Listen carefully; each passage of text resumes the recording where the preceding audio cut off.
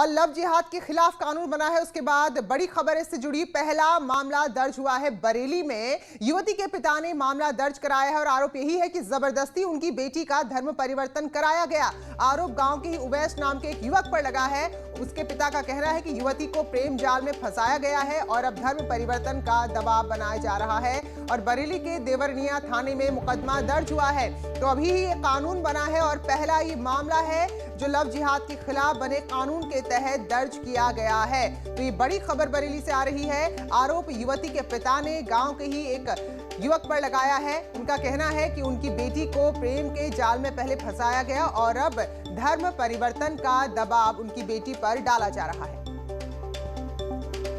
तो ये पहला मामला है जो लव जिहाद के खिलाफ जो कानून बना है उसके तहत दर्ज हुआ है। तो ये बड़ी खबर है बरेली से इस वक्त की। तो ये दरअसल इस कानून के पीछे का मकसद यही है कि आप किसी भी धर्म के हो, आप बालिग हैं, आपको पूरी आजादी है, आप प्यार कीजिए, प्रेम कीजिए, शादी कीजिए, लेकिन केवल शादी के लिए आप जबरदस्ती धर्म परिवर्तन किसी का नहीं करा सकते हैं। ये उसकी अपनी निजी आस्था है, उसका आप यहाँ पर उस पर अतिक्रमण नहीं कर सकते हैं। लेकिन अब ये हुआ है तो अब कानून भी बन गया है, तो ऐसे में मुकदमा दर्ज किया गया है। हमारे सहयोगी हरीश शर्मा इस वक्त बरेली से जुड़ चुके हैं। तो हरीश, बताइए ये पूरा मामला जिसमें अब कानूनी तौर पर पहली बार लव जिहाद के खिलाफ मुकदमा दर्ज हुआ है।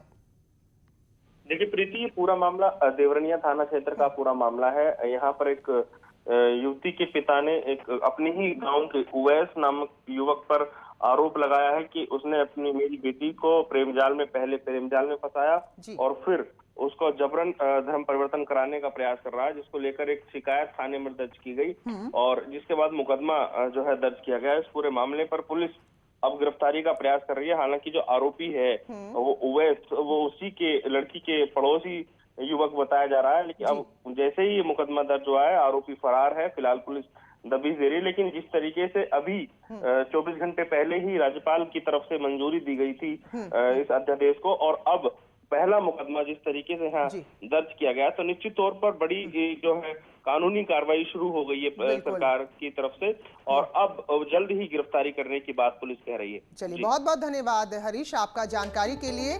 तो ऐसे ही मामलों के खिलाफ ये कानून बना है जहां आप जबरदस्ती करते हैं किसी से धर्म परिवर्तन के लिए। बहुत बहुत शुक्रिया हरीश आपका। आगे बढ़ेंगे, खबर बिजनौर से है जहां के मंडावली गांव में आग से हड़कंप मच गया। एक रजाई की दुकान पूरी तरह आग की लपटों में घिर गई। तो समझ सकते हैं रजाई की दुकान थी तो सारा सामान ऐसा था जो जल्द से जल्द जल जाता। इसकी वजह से बहुत विकराल रूप इस आग ने ले लिया। पुलिस मौके पर पहुंची और तब जाकर आग को बुझाया जा सका। तो बताया जा रहा है कि इंजन से एक चिंगारी निकली क्योंकि रजाइयां यहाँ पर भरी पड़ी थी तो आग तुरंत फैलती चली गई।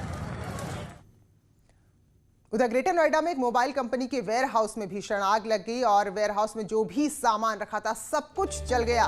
जैसे ही आग की खबर मिली पूरी कंपनी में अफरा तफरी मच गई। तो बड़े नुकसान की आशंका है। हालांकि अभी तक ये स्पष्ट नहीं हो पाया है कि आग किन कारणों से लगी। तो इकोटेक फर्स्ट थाना क्षेत्र है जहां एक मोबाइल कंपनी का वेयर हाउस था और तस्वीरों को आप देखिए। और शुक्र ये रहा, राहत की बात ये रही कि कोई जनहानि इस अग्निकांड में नहीं हुई। हालांकि बहुत ज्यादा नुकसान हो चुका है।